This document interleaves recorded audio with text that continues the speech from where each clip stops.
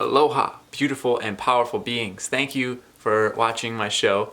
Today, I figured we would talk a little bit about where to begin in spiritual process and how to live fully.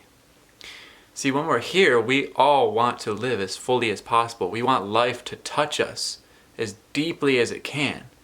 We always are searching for a little bit more life. Please see this in yourself right now. There is something in you longing to be a little more than what you are right now. Please see this. Some people, this finds expression in going to the bar, going to the temple, drugs, getting married, what have you. All these people are all after the same thing. They just want a larger slice of life. They just want to experience a little more life than what they are right now. So how to let life touch you fully, how to really live fully and experience all that you can in this brief time that you're here. Well, the practice of living fully and experiencing all that you can while you're here is the term which has been so misunderstood over the years, spirituality. This word has been tossed around, misunderstood in so many different ways that people sometimes turn away from it simply because it might imply the hard work of meditation, or it's also been marketed around. Some people say you have to have this stone or this reading to be spiritual. And that's simply not true. Spirituality is about moving from untruth to truth. So that seems like a very daunting task. So that's why I'm making this video. Some people ask where to start, where to begin with spirituality. So here's 3 principles that I'd like you to try on for size. See if you can apply them in your life and build a firm foundation for self-transformation. See if you can apply these principles in your life to help clear away mental blockages and make your spirituality, make your improvement of your life a lot easier. Principle number 1. So how to get out of your own way. Where to begin with spiritual process. When trying to experience something more than ourselves, when we're trying to become spiritual, we tend to believe things that are not true. This is very important. If you're not willing to be honest with yourself that what I know, and what I don't know, I don't know. If you can't be honest with yourself about this, you are effectively getting in your own way and stopping any possibility of you seeing the real truth. So, number 1, what I know, I know. What I don't know, I don't know. As Sadhguru puts it, only what you perceive, you know. Is that true or untrue? Only what you perceive, you know. Rest is all imagination. So, if the sun has come up and you're seeing that the sun has come up, you know, the sun's come up. But if the sun came up and you haven't seen it, haven't felt it, you're not sure if the sun came up or not. It could have, it couldn't have. So only what you perceive, you know. And so principle number 1 is to be honest with yourself and admit, what I know, I know. What I don't know, I don't know.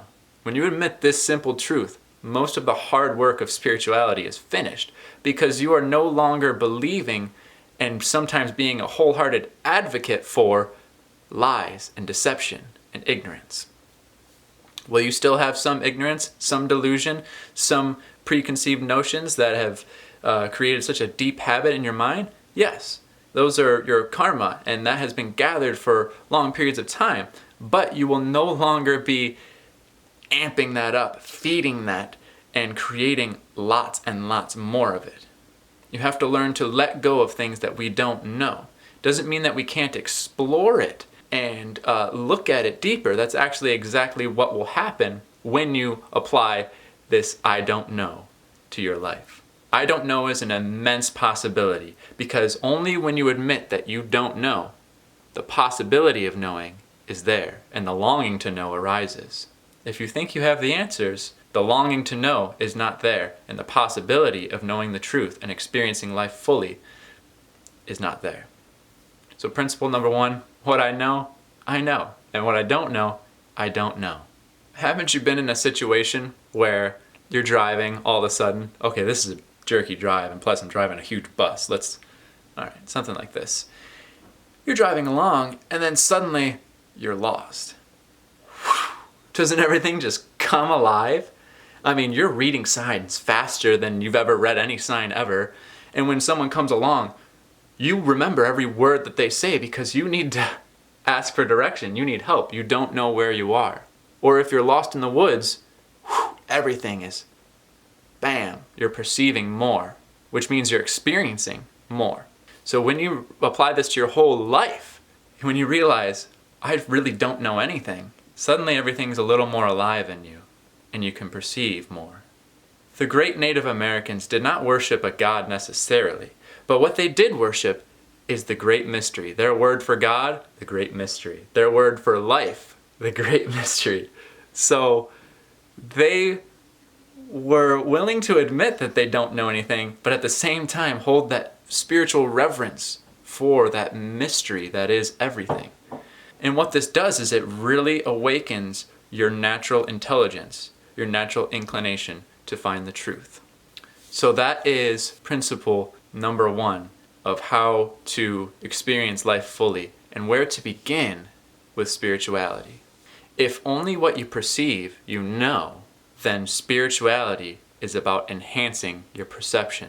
Instead of going to the bar or going to drugs or going to some relationship to be happy, to experience a larger slice of life, spirituality takes the approach of enhancing your perception, because only when you perceive more, you experience more. So spirituality is about enhancing your perception, because when you perceive more, you will know more. Knowing I'm using in the way of experiencing. I'm not talking intellectual knowledge. That might come too, but you will know more, meaning you will be experiencing more as a part of yourself.